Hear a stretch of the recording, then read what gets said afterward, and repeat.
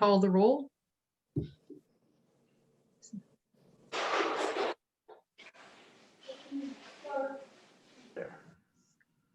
All right, Ms. Plotsky, Present. Ms. Cunningham, Here. Cheney, Here. Mr. Kuhn, Here. Mr. Peter, Here. Mr. Mayo, Here. Mr. Ricard, Here. Ms. Whalen, Here. Mr. Bergdorf. Here. All present, Madam Chair. Thank you so much. Welcome everybody to the Law Committee meeting for August 26th, 2020. We're going to take things. First of all, have you had a chance to review the minutes? And is there a motion to accept them? Motion, Madam Chair. Thank you, Mr. Peter. Anyone else for a second? Thank you, Mr. Bergdorf. All in favor? Aye. Any opposed? No, thank you very much. Passes unanimously. I'd like to take items 7, 8, 9, and 10 out of order, if you don't mind. Item 8 is authorizing submission of a grant application and agreement, New York State Division of Criminal Justice Services regarding the gun-involved violence elimination grant. And I believe we have Ms. Heather Ortiz here for that. I thought I saw you on a moment. There you are. Okay. How are you? Excellent. Thank you. Thanks for being here. Good evening. Thank you, Madam Chairman.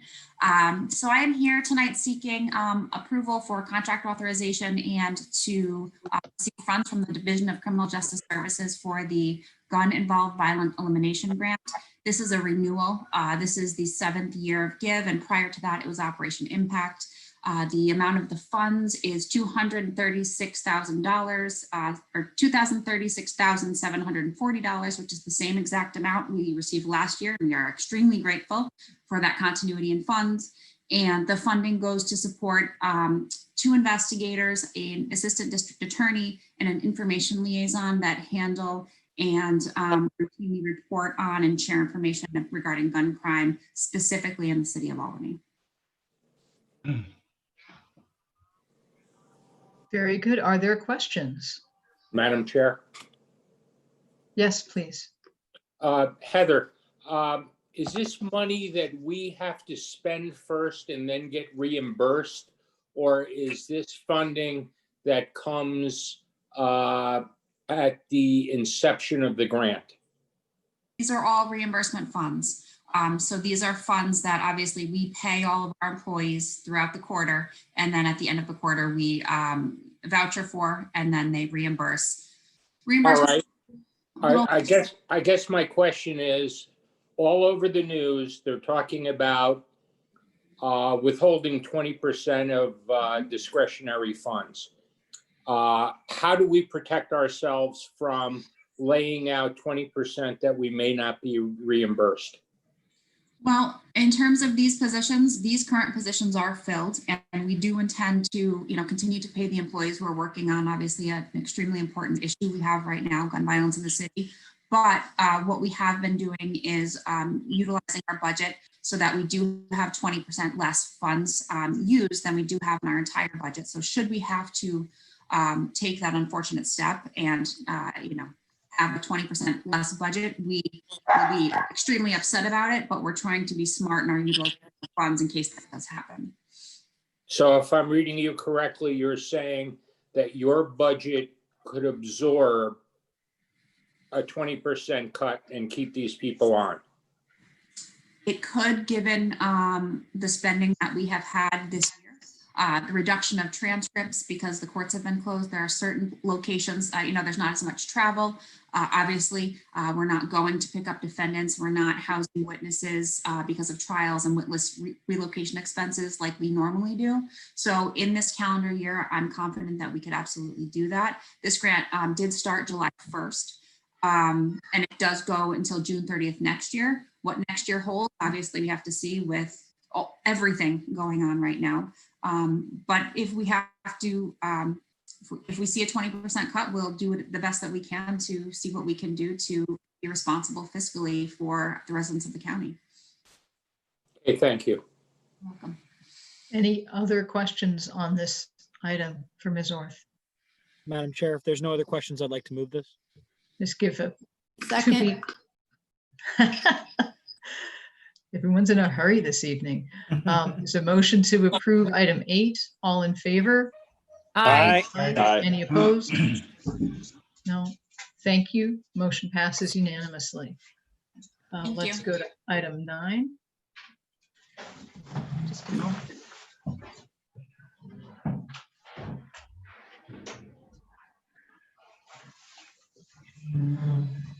Authorizing an agreement, New York State Division of Criminal Justice Services regarding the gun-involved violence elimination grant.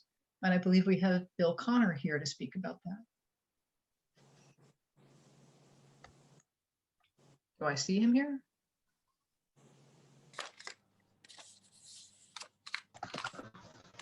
Hello, can you hear me? Yes, who's that? Oh, Ms. Hager.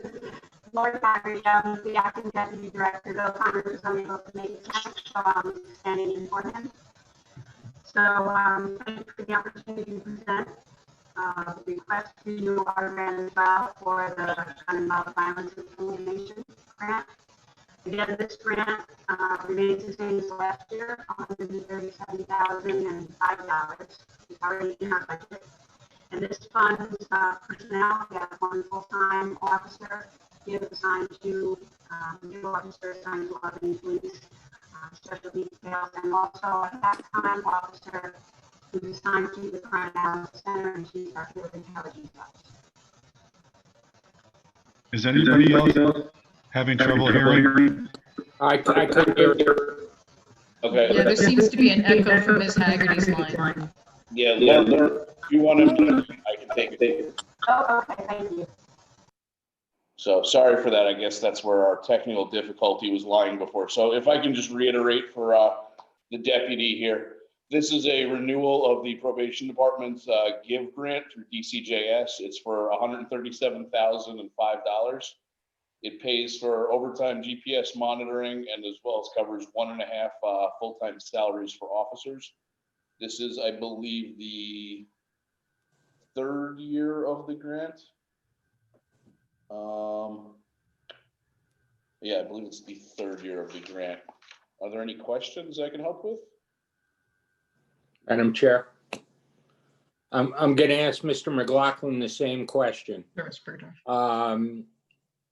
Are we completely current with our payments from the state of New York? Is there any money that has not been paid to date on this program for the first 2 years of the grant?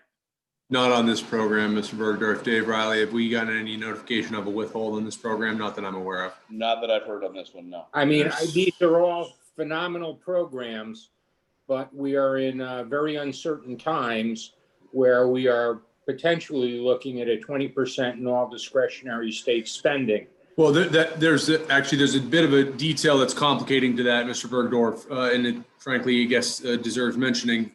So what they've done is they've done a 20% withhold on the vouchering in the claims of the programs. So even if you were to reduce the services, reduce the program, you still are going to take a hit, right? So, I mean, I don't know what direction you're going on, but like, it doesn't matter. Even if you said, okay, well, we'll just reduce the program by 20%, that doesn't matter. You're still going to get a reduction of 20% on whatever your claims against the program is. So they've set it up so that it isn't just, okay, we're not going to pay you 20%, you know, you can size the program to the funding. That's not how it's working. They're hitting the actual claim. So what they're functionally doing is increasing their withholding. So they may pay us later, but they're increasing for now the county share for some programs by 20%. That being said, this one we haven't gotten notification is one of them. Okay, I just, every day I read the papers, they talk about major reductions in the state budget to municipalities for grant programs. And, you know, in the past, we always used to say, gee, 100% funding, wonderful thing. But if we have to lay out the money beforehand and then it doesn't come back, we're putting ourselves deeper behind the 8 ball. So I don't know if there are any protections for that. All of our contracts have language in them allowing us an out. That question actually had come up here a couple months ago when this sort of conversation also came up. But again, we've had notifications on a 20% withhold for several programs, but this is not one of them. Okay, thank you very much. Madam Chair, Yes. if there are no other questions, I'd like to make a motion to move this. Any other questions? Is there a I'll second? second that, Bob Eston. Thank you, Bob. Thank you. All in favor? Aye. Aye. Aye. Any opposed? No, thank you. Passes unanimously. Let's go to item 10, authorizing an agreement, New York State Office of Indigent Legal Services regarding the Second Regional Immigration Assistance Center grant. And Ms. Kinna is here this evening to talk to us. Hi, Ms. Kinna. Thanks for being here. I was trying to unmute myself. Okay, you're good now. Good evening, everyone. My name is Evelyn Kenna, and I'm the director of the Albany County Immigration Assistance Center. In February, the Immigration Assistance Center requested authorization from the legislature to respond to an RFP, which had been issued by New York State Indigent Legal Services. The RFP was for the second round of funding to continue the work that we do here at the center. We provide support to court-mandated attorneys across a 14-county region in New York State known as Region 3. So the Immigration Assistance Center submitted the winning proposal, and the Immigration Assistance Center submitted the winning proposal and has been awarded funding in the amount of $1,654,260 so that we can continue the work that we're doing here currently. And I'm here today to request authorization to accept the funding. Very good. It sounds like an extensive program. Are there any questions for Ms. Kinna? Madam Chair, Yes, Mr. Bergdorf. I hate to ask the same question, but I'm looking at the contract under the termination clauses, and there's a section E, lack of funds, and it basically says that the state can cancel this at any time. Do we have to lay out the funds beforehand again in this instance? Yeah, we are reimbursed quarterly, as we have been for the last 3 or 4 years. And this is a 3-year contract. Okay, I'm just pointing out that there is very clear language here by which the state can reduce funding, and we have to front the funding in order to request it. So we put ourselves at some risk in all of these that are 100% state funded. We have not received any notification that our funding is impacted. And so along the same lines as explained by Mike McLaughlin, we would just proceed. Madam Chair. Are there, Mr. Bergdorf or anyone else have any follow-up questions for Ms. Kinna? No? May I have a motion? Bob Motion. Eston makes a motion, please. Thank you. And a second? Second. Thank you, Mr. Feeney. All in favor? Aye. Any opposed? No, passes unanimously. Thank you. For a moment, thank you, Ms. Kinna. Thank you for being here. For a moment, we need to turn back to item 9. If possible, I need a different person to second the motion for passing that. Second. I don't know who spoke first. Mr. Feeney, can we put you down as the second Sure. for item 9? Thank you very Yes. much. Yeah. Sorry about that.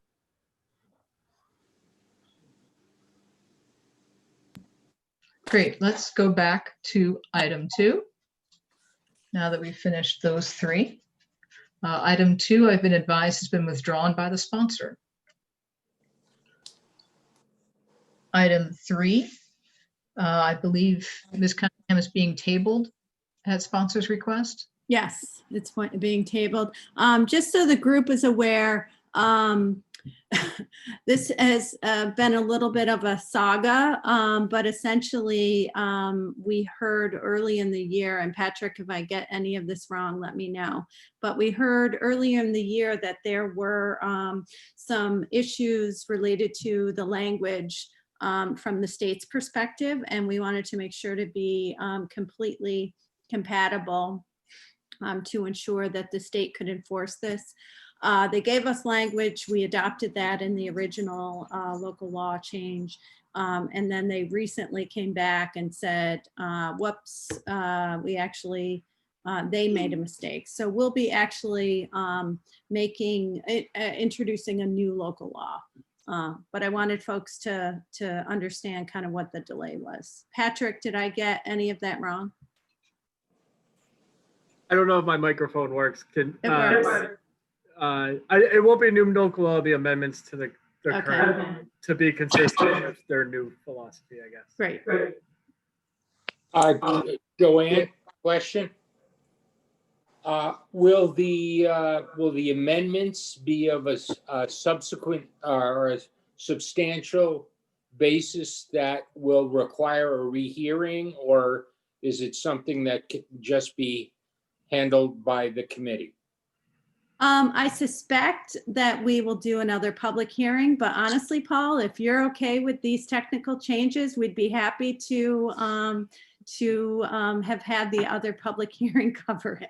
Well, I have no idea what the technical changes are. So, Well, I mean, essentially, it's just language that is doesn't change the intent. It just is some language that the state is requiring from their end. You know, I'm not a lawyer, but this makes me glad I'm not a lawyer. okay, understood. Are there any other questions for item 3? I'll make the motion, if I may, to move item 3 forward. Is there a second? Second, Madam Chair.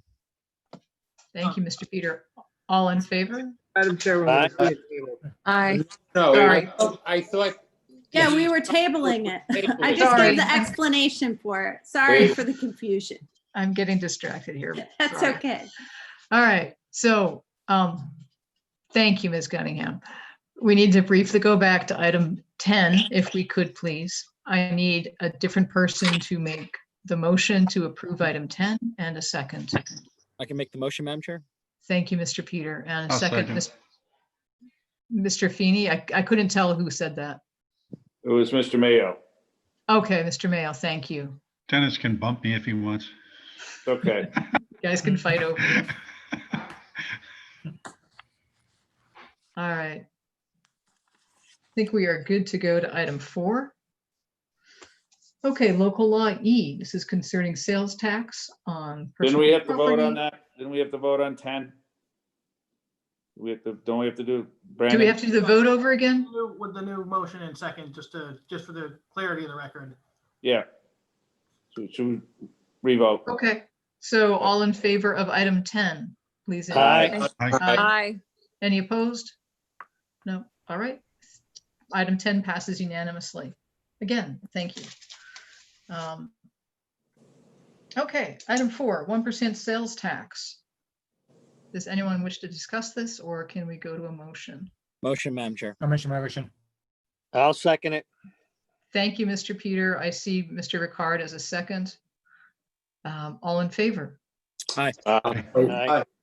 Any opposed? Thank you. Item 4 passes. Item 5, tax on occupancy of hotel rooms in Albany County. Motion, Any Madam Chair. questions? Well, let's just get 2 seconds. Any questions or anyone wish to discuss this? Okay, Mr. Peter, your motion. I'll second it, Bob Beston. No, Um, no, I'll second it. All right, Thank you, go Mr. ahead. Feeney. Yeah. You guys are making my job easy tonight. I appreciate it. All in favor? Aye. Aye. Any opposed? No. Thank you. Passes unanimously. And my screen just went black.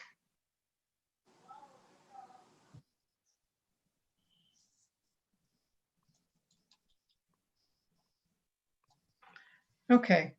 Item 6 is the mortgage recording tax. Any questions or anyone wish to discuss this one?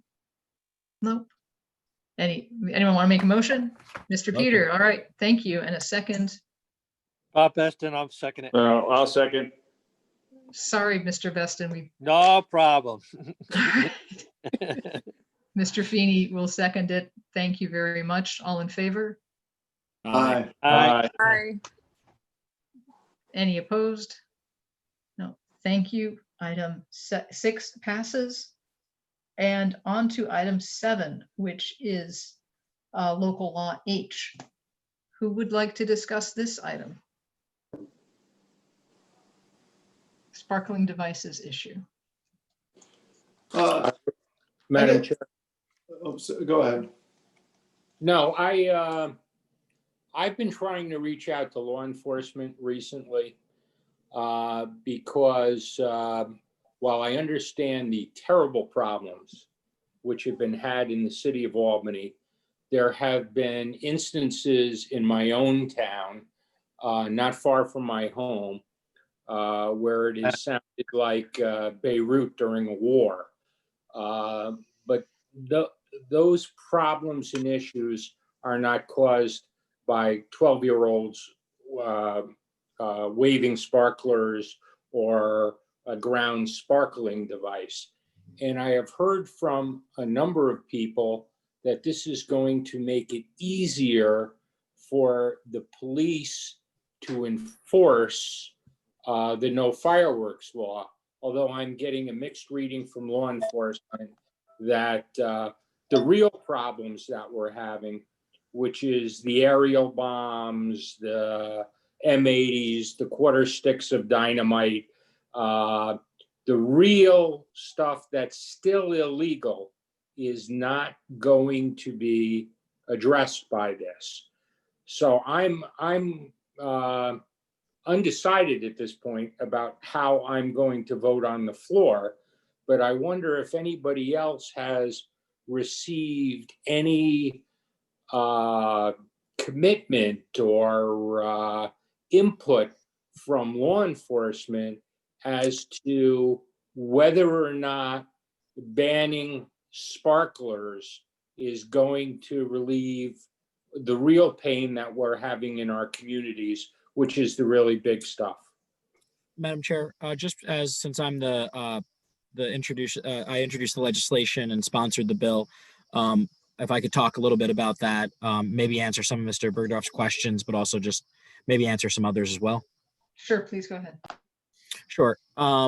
So as far as law enforcement goes, obviously the sheriff has been on board with this, appeared at the press conference, and gave many quotes onto sort of what we're dealing with, which is large proliferation of this. Albany PD has also indicated their support, as has fire departments from sort of across the county, to talk about the dangers. Now, when it comes to, I think when people think sparkling devices, they think little sparklers that you're holding and even the snakes that pop up. But often the ones that are sold legally are making the noises that you're referring to, Mr. Bergdorf. And the problem that officers are having to a certain extent is that they get a call for a loud banging noise. And that could be both illegal or an illegal firework. Now, one that obviously projects upwards is obviously illegal no matter what. But a lot of the complaints that we're getting from veterans, from people with, dogs and stuff like that, they're the legal fireworks because they're not just handheld sparklers or what we'd call like snakes that sort of go off and very things. They're often very loud, even if they're legal. And it's just that they're not projecting upwards more than the 6 feet. So I completely understand what you're talking about, that with the ones that are visible and obvious and that are definitely illegal are the ones that are shooting into the sky and you see that. But often the ones where you just hear a loud bang nearby or even a surprising sort of like pop pop, those are often the legal ones. And for me, I perfectly understand that this isn't going to solve our problems. For us, it's just reducing it. The proliferation of these, at every street corner in the city of Albany and Colony, all along Central Avenue, the ease of purchase, right there, and makes it impossible for both people to control and for law enforcement to get involved. So again, I understand all of your points, Mr. Bergdorf. I understand, like, this isn't going to solve it, but we have to opt out now in order to get a hold of it by New Year's, when the next series of purchases is allowed. And at the same time, the state police, I believe the governor mentioned that the state police will be increasing patrols along the border states that allow it. And then the sheriff was going to be talking to some of his other county counterparts to make sure that, on other preventative measures. So I just look at this as one area where we can potentially reduce some of the stresses on our neighborhoods with this. And I've gotten nonstop community complaints about legal and illegal fireworks. And I just want to that's sort of why we're introducing it now, if that helps at all. It does help. I have reached out to the Colony Police Chief, and he and I have not connected as of yet, because what I would love to hear is that that if we were to adopt this, it would give the police department in our town a much clearer path to solving the larger problem. And I hope that whatever action we take does that. But I'm still undecided at this point. I will vote to put this out on the floor. I would rather do it without recommendation because I know there are people in my conference that oppose it. So I give you that for what it's worth. But there are still a bunch of unanswered questions.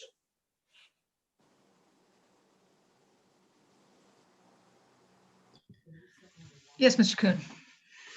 Okay, so we had the public hearing on this the other night, and it seemed like, I think almost everyone who spoke on this was addressing the problem of noisy fireworks that were upsetting them or their pets, and I completely agree with that. Our dog was completely made anxious by these firecrackers that were going on all around the 4th of July.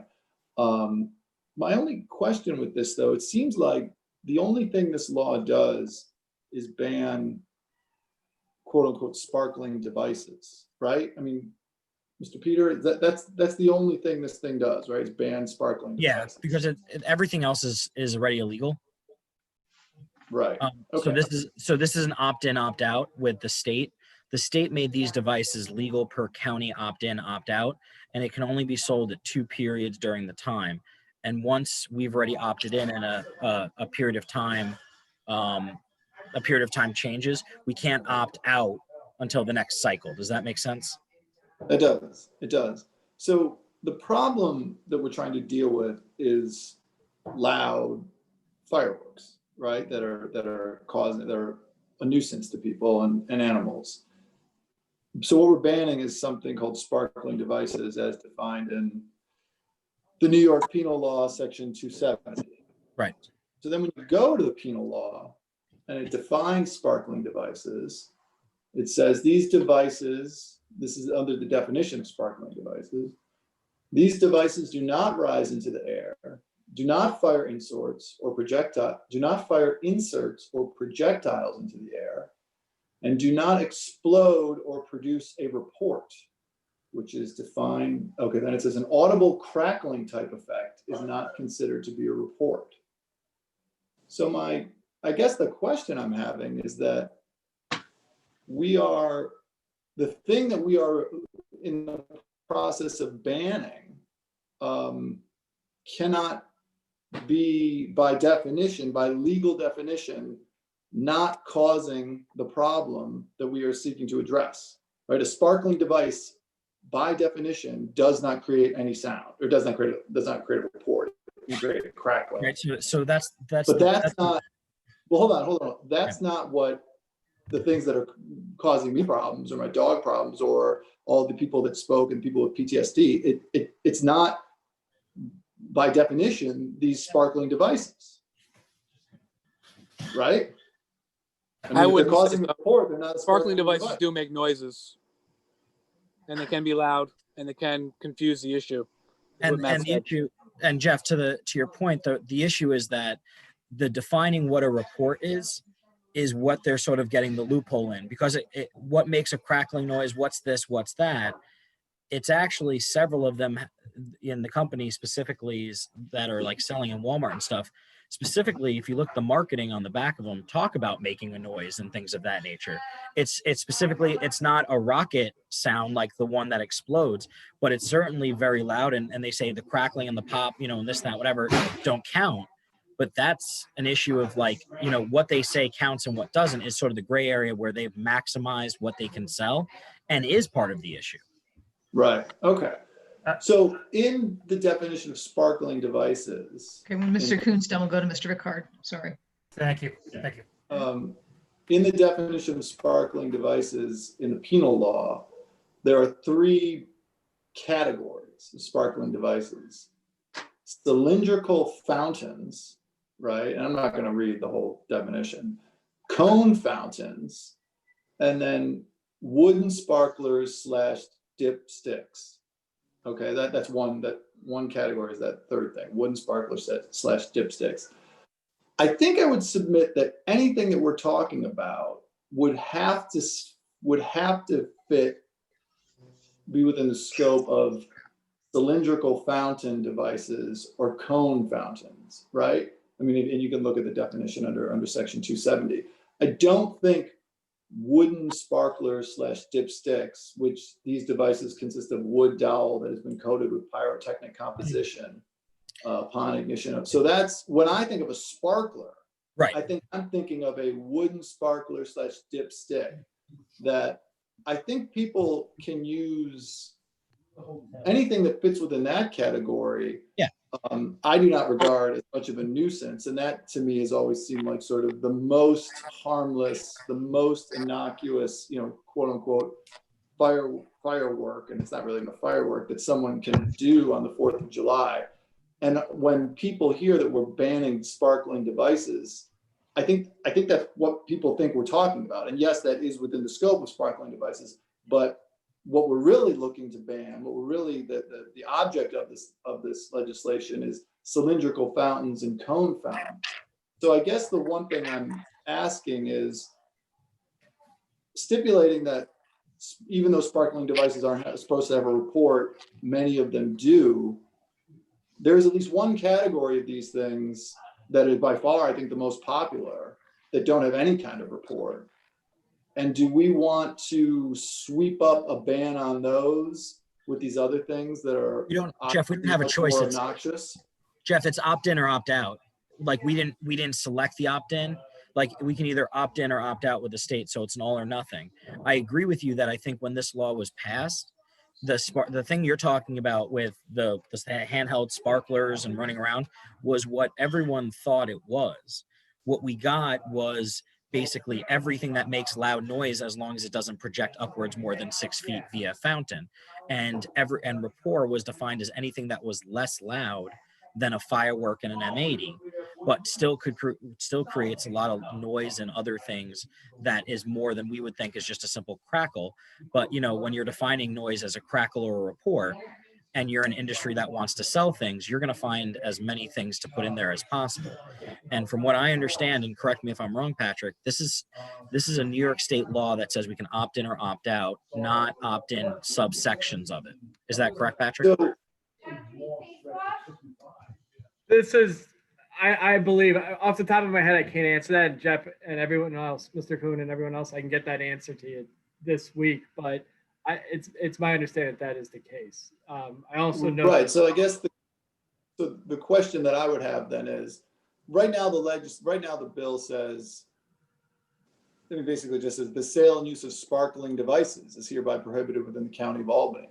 So is it not possible to say either the sale and use of these cylindrical fountains and cone fountains are hereby prohibited, or that's one thing, or could we say the sale and use of sparkling devices is hereby prohibited within the county, and then create an exception that says, except for wooden sparklers and dipsticks. I don't know. I mean, I hate to sweep up something into this that people like, that is not the thing that's causing the problem. And we're either gonna make it illegal and people are still gonna kind of do it even though whatever. Does anybody have any thought about not wanting to sweep up into this something that isn't part of the problem? If we can, I mean, Mr. Peter, I actually do. We need to be all in or all, you need to either Yes, ban that was all the- sparkling devices. You cannot be at all. Yes, because selective it's- about banned. That's my understanding. And because we have, there's specific permits and other things that are licensed to people to sell these things, and it's specified as those three. Now, if you want to tell me that we should tell the state to further allow us to do sparklers, but nothing else, like, and by that I mean the subset 3, maybe, but I can say at this point, you know, unless, you know, I don't believe, and this is based on the research, it's simply an opt-in, opt-out. And when there's an opt-in, opt-out in the state, it doesn't mean the county gets to subset it out. I've just never heard of that. And that wasn't what I was told about. Now, obviously, if there's an answer to that, you know, I might hold off on that. But like, until then, I can tell you that the legal fireworks, the ones that are defined as sparkling devices, are ones that are terrorizing my neighborhood and neighborhoods around the city of Albany. I've heard from Colony, Cohoes, from Bethlehem. Several residents talked about it was the sparkling devices that were not the one handheld sparklers, but everything else that was defined that are being set off in their street, creating smoke, loud noises, setting off their pets, and things of that nature. So I'm not willing to, you know, I don't believe that we can say that since the intent of the law by the state was that these weren't supposed to be loud, the fact that they are loud, you know, means that we shouldn't sweep it up, you know, and it's an opt-in, opt-out. Like, unless you have something with that, I think that's the answer. It's unfortunately an all or nothing. I think Right. I do want to go to Mr. Ricard. I think we do need clarification on what our options are here. I don't know how many injuries have been related to just the simple sparklers and the little snake things that don't make any noise and you can give to a 4-year-old to play with. So yeah, I'd prefer not to be overly inclusive. Like, I don't want to ban what's not causing the problem, that's not making noise. But, you know, I also want to support what's been happening in the cities and in Del Mar, that people have there's just been so much noise that people are not tolerating it anymore. And this year has been particularly worse, I think, because of the pandemic.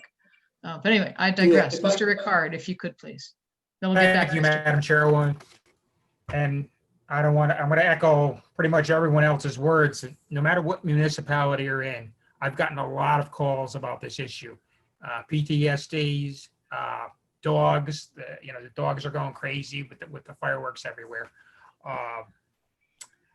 I guess my question is, though, when you guys, some of you on this committee, local law 1 for 2016, original legislation, what was the intent of it?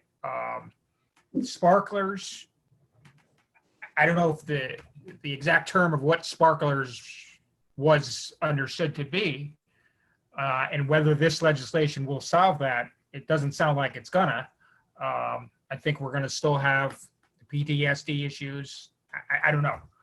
I mean, Patrick, is there anything that we can do to, you know, solve it? So, Madam Chairwoman, everyone else, it is opt-in or opt-out to sparkling devices, and those include the 3 categories that Mr. Kuhn spoke of earlier: cylindrical, cone, and what we commonly refer to as sparklers, at least when I grew up. It's those 3. There's also a subsection of novelty items which are not covered. Those are I had the State Fire Agency explain this to me. Those are the champagne bottle shaped things that you pull the string and it explodes, and then the little snaps that children throw on the ground. Those ones we can't touch those if we wanted to, but it is sparkling devices, the ones you see every year in Price Chopper and Walmart and a variety of other stores, the cones, the cylinders, and the sticks. And it is opt-in or out.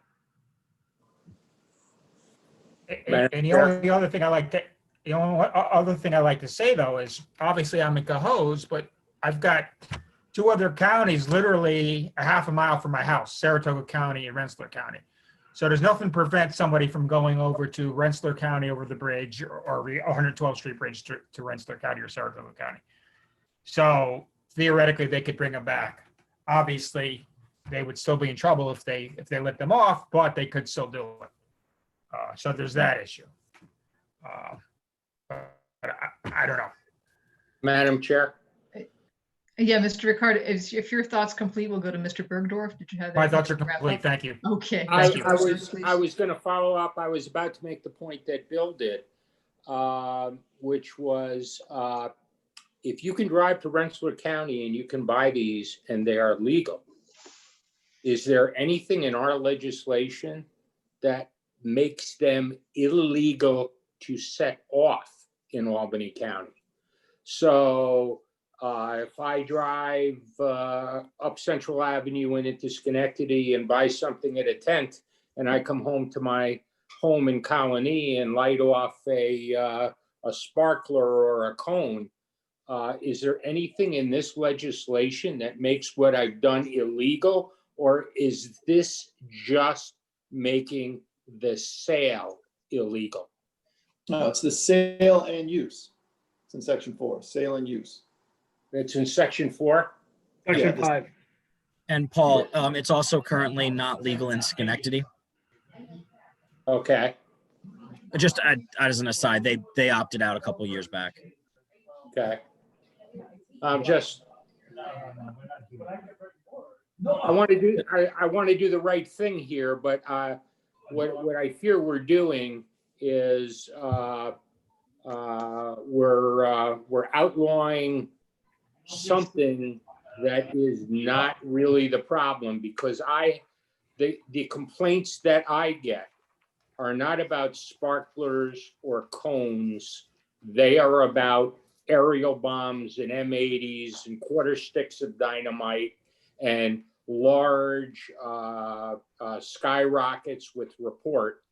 And unless some police agency tells me that by doing this, they are going to be able to affirmatively go after the other stuff, I'm hesitant to ban the little stuff that, you know, it hasn't been demonstrated to me that that's the problem.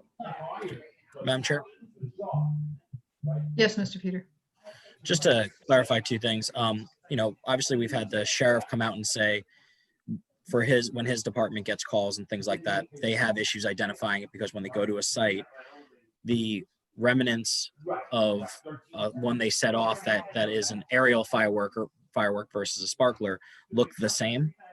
So again, that's part of the issue with identifying, right? It's not just what's being set off currently, but it's that issue. The second issue is that, you know, when we do things like raise the age on tobacco and stuff like that, and other counties do it, we understand that people can break the law by going across county lines. We also understand that there's a proliferation issue, right? That there's a difference between something being readily available versus you have to go make an effort to get it. And if we're trying to cut down on the extent of something, that's sort of the purpose. I understand that it's not going to be perfect and that people can still do it, but it's going to allow law enforcement, per our sheriff and per Albany City Police Department and Fire Department, as well as, you know, that's their thought, that both from an enforcement standpoint and a proliferation standpoint. So I get your point that you could technically go to other counties, right? Like that's a lot of issues with cigarettes and other things, and would be the same issue that we had when we said things about vaping, right? You know, I was in favor of eliminating flavor, you know, those flavors and things from the vaping, and that was the same argument, right? You could technically go to Rensselaer County and still do that, but we want to make a point that we didn't want it easy and accessible in the proliferation in this county, and that's the similar vein of this legislation. I believe Chairman Joyce wanted to speak on this, and then Ms. Cunningham. Yes, thank you. So I was around in 2016 when we did the opt-in. It was very innocuous, the legislation that was introduced by legislators Clenahan and McLean Lane at the time, I believe. Sold to us as sparklers, and most of us, when we think of sparklers, we do think of those handhelds, little wooden sticks that people and children hold. But what showed up in the Price Choppers and the supermarkets and in the Targets and the Walmarts after the fact were not what we were expecting. I think we've talked to this issue. And from what I'm hearing tonight, it seems like the issue isn't as widespread, across the county as it is in the city of Albany. And the issue of PTSD is being ferreted around. And I can tell you that these sparklers are very loud. I've purchased them myself, and I'm pretty surprised at how loud and how substantial they can be. And we've spoken to the issue about how and it's compounded many different issues here, especially with the pandemic. People were at least initially at the beginning, were home, they weren't working. They had a few extra bucks through stimulus money, so they could drive to Connecticut or New Hampshire or wherever else they're legal, Pennsylvania, and pick up fireworks and buy them. But the issue that we're seeing in the city of Albany and other cities, across the county is that, well, we do have the sparklers that make noise and they're illegal. And so police having to differentiate between which calls they take and don't, it's hard for them to differentiate between what's legal and what isn't. So it's often not looked into. So we take this out of the stream, it makes it easier for them to identify, an illegal call versus a legal call. And straight up, this is an opt-out of what we opted into in 2016. Albany County Legislature made a mistake when we passed this in 2016. I didn't do my research. I didn't do my homework. We didn't know what we were getting into. And the cleanest way for us to do this is to straight up opt out at this point. And, up until now, I've heard no advocacy towards sparklers or snakes or whatever else they're called. So the cleanest and most effective and easiest way to do it at this point is to go ahead and move this out with a favorable recommendation tonight and pass it. And if we need to do something down the road to advocate for sparklers or something smaller, we can do that. But I've been hearing about this nonstop, for 4 years from both constituents and family members, and it's come to a head during this pandemic. And I think it's smart, for Ray and Sean and Matt to get on this issue and to opt out of what we did in 2016. Thank you. Ms. Cunningham? I just want to second that from the chair. I would say that the fireworks noise and obnoxiousness is one of the top 5 issues I've heard about as a legislator in my 5 years as a legislator. And especially during the pandemic when I think people were home a lot and looking for, things to do. And I heard from veterans, I heard from, people whose dogs are bothered, and I heard from people who are just sick and tired of hearing lots of noisy, obnoxious fireworks when it's not the 4th of July. So I strongly support this. I agree it was a big mistake, and I'd like to make a motion to report it out with a favorable recommendation. On the motion. Is there a second? On the motion, before it's closed, I would be willing to vote it out with no recommendation so that people can decide. There seems to be a lot of unanswered questions. People will have their opportunity on the floor, but if you insist on moving it out with a favorable recommendation, I know I, as one, cannot support that before I hear from my local law enforcement folks. Madam Chair. I'll second the motion. Hello. Okay, I can't tell. Who seconded? I'm seconding Joanne's motion, actually. Who was I? Bill Rickard. Joanne's motion was on the table, I think. Is that correct? Yes, that's correct. So I'm seconding Joanne's motion. Okay. Can I just make one last point really quickly? Really quickly. I'm going to vote for this because I think that the problem is, even if we can't, somehow exempt the handheld sparklers, the thing that we usually think of as sparklers, I think the problem needs to be addressed, and I'd be willing to live with us banning the handheld sparklers if it solved the problem that people are trying to address. If there is some way to sort of exempt out the things that aren't the problem, I think that would be good. But if we can't do that, then I'll be supportive of banning everything else. Okay, Madam Chair, we have a motion on the floor, but I do want to give folks another couple seconds to talk, if you don't mind. I'm sorry, was that Ms. Whalen? Jennifer, yes, Jennifer Whalen.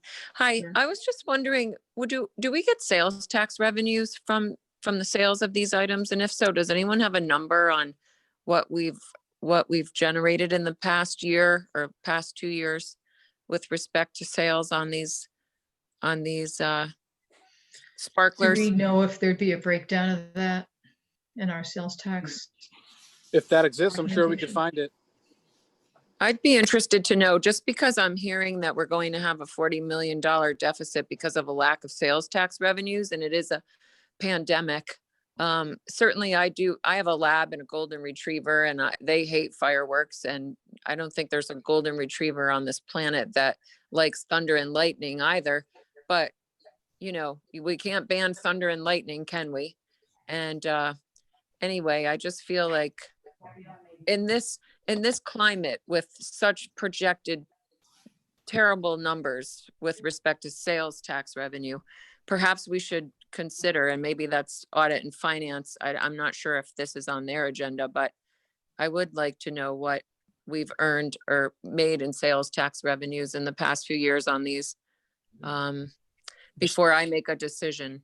So I will not be voting for a favorable recommendation tonight. Okay.